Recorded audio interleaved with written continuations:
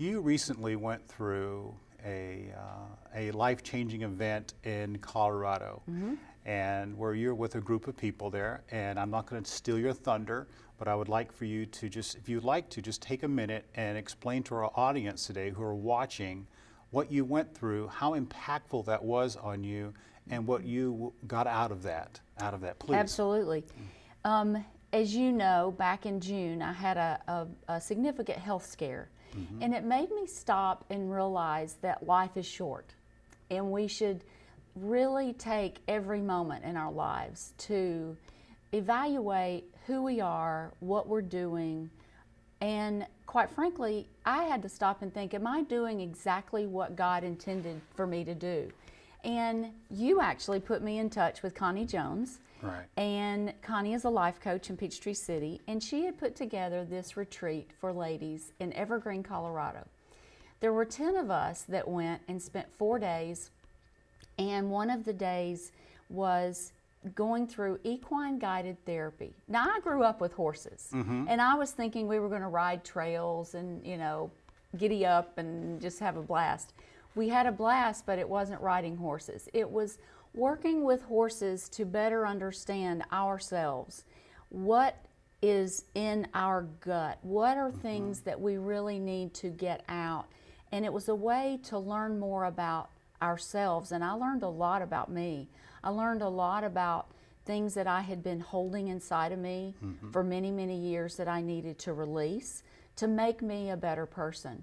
And not only did it cause me to think about things that I wanted to do differently and what I wanted to change about myself in this last chapter of my life, but it also gave me an opportunity to meet 9 other amazing women with different things in their lives that we all helped each other through that weekend gain confidence and learn about each other, and we were able to build rocks of stability with new friends, and came home. I came home a different person. I think that's fantastic. That's phenomenal. Tell me, why horses? What was the impetus? What was the energy behind the horses? You know, it's interesting. People have always said that a horse can tell if you're afraid or if you're skittish when you ride them. And horses generally have that capacity and that connectivity to a human if you just will be quiet.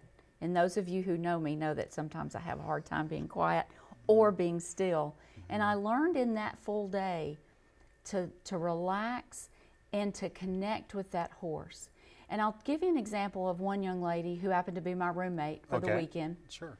She's going through a very difficult struggle with her marriage, and she's trying to work through it. And she needed that horse, I think, to connect with. And that large gelding laid down in that corral, and he did not flinch. And she sat beside him. No words were exchanged. She didn't touch him, but you could feel the sense of that connectivity. Wow. And it gave her peace, and we saw that clearly. The other example was Connie, at the end of the day, was lying down, going through meditation in the corral, and each horse, unbeknownst to her, she was in her meditative state. Each horse walked over and began to connect with her, and one would smell her leg or come up to her head, and all 4 horses surrounded her as if they were protecting her.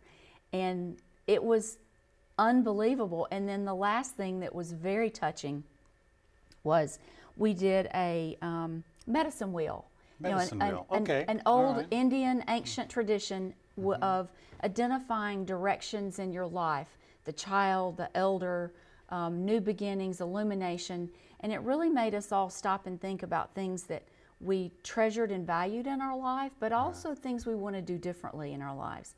And one was the center of our life. Of course, my 2 daughters, as everyone who knows me, my two daughters are the center of my life.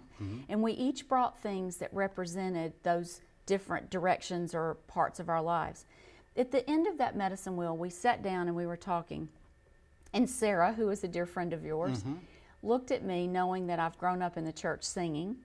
And she just looked at me, and at the end, I belted out Amazing Grace.